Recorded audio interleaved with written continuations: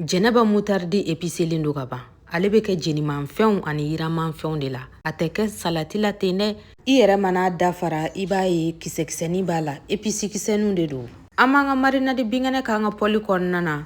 An bɛ epici mugu dɔɔni k'a la diyagoya tɛ sabula epici dɔ bɛ jɛnɛba yɛrɛ la.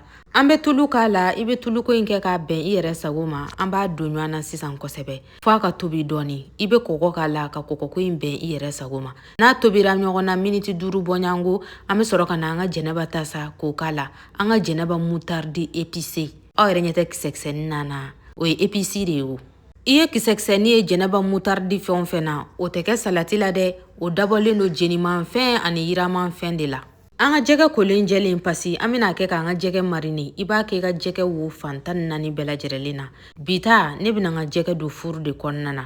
N'a y'i ja, i bɛ se k'a jeni charbon na. Fɛn man di n'o yɛrɛ ye ne nimanaw. Ale de y'a dan ye poisson braisé. Aw bismillah. Bita an y'a kɛ salati ani loko kan.